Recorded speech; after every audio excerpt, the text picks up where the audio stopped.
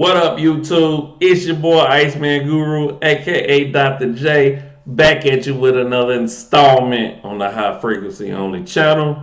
Make sure you like, subscribe, hit that bell, comment, leave me suggestions of topics. You know what it is. All right, let's get into today's topic. Are men and women working hard enough to sustain relationships? Let's repeat that. Are men and women working hard enough to sustain relationships? Now, everyone has been through breakups. Everyone had been through failed relationships. Everyone has been through the ups and downs of relationships. Um, but only the few are willing to stick in there and make it work. We know that based on yesteryears, we don't have a lot of 30, 40-year marriages anymore, okay? Especially when it comes to millennials and all that stuff. So we're seeing a lot of people being married for 2, 3 years. The average amount of time people stay married is 3 years. So we're actually seeing a lot of movement within relationships. Okay, we're seeing a lot of situationships. Okay, I addressed that on the Hold the Ice podcast. Please check that out. Okay, um, but are we really working? Are we putting in the same work that we put into our careers and our jobs, like we do our relationships?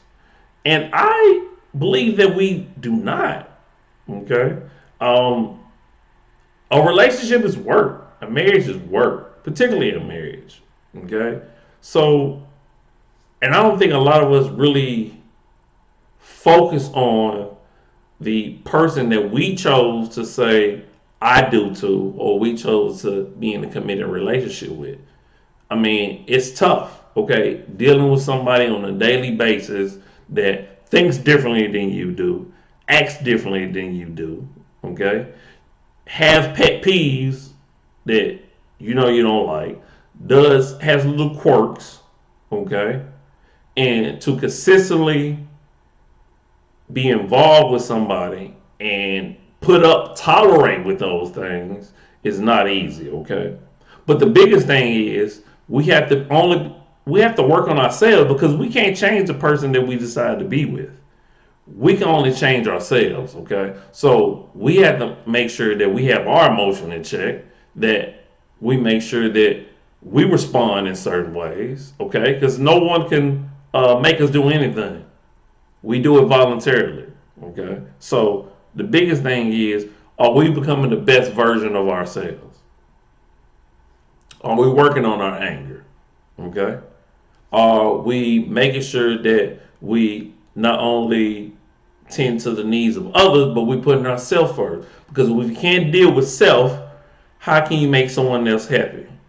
And to be truthful with you, at the end of the day, you can't make someone else happy. The best thing you want to do is make yourself happy, be the best version of you, okay? Make sure you exude confidence, excellence, okay? And hopefully that feeds and bleeds into your relationship and your marriage, okay? But we have to be willing to work at it. We have to be able to empathize, sympathize, okay? We have to be able to communicate. We have to be able to trust. We have to be able to be honest. Okay, we have a lot of situation out here. Of course, we have polygamous relationships.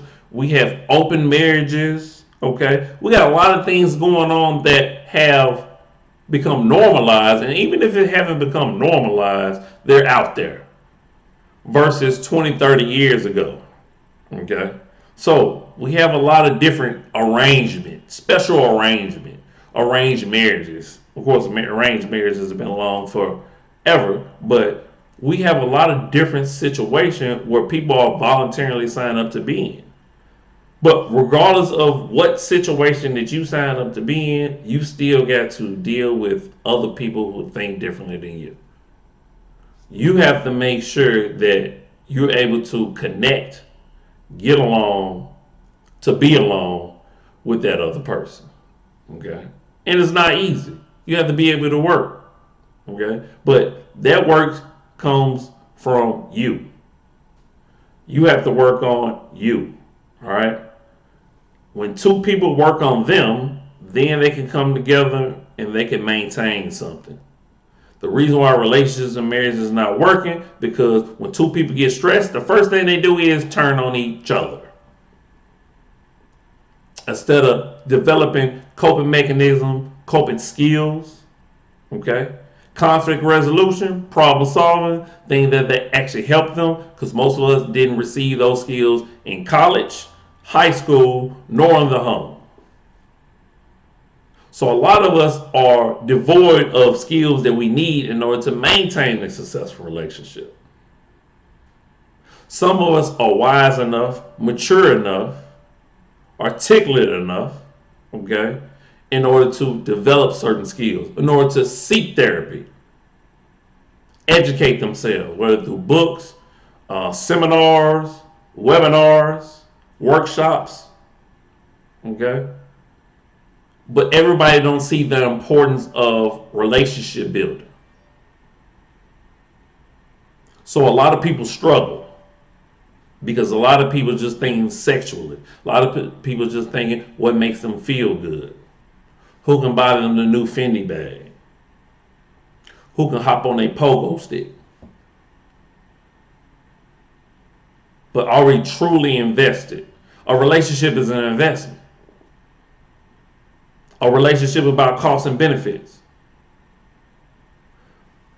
If we don't focus on building up ourselves, if we don't focus on the entity of the relationship, because it's us, it's them, then the relationship.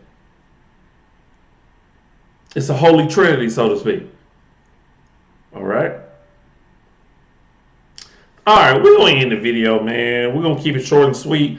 Not only to badger the point home. All right. Please make sure you comment, like, subscribe, hit that bell, man. Hey, we appreciate your support over here on the High Frequency on the channel. Make sure you check out Hold the Ice podcast. Make sure you get the merch, okay, at levellikecreate.com. As always, I'm you, you're me. Love always, love eternal. And we at this thing. Peace.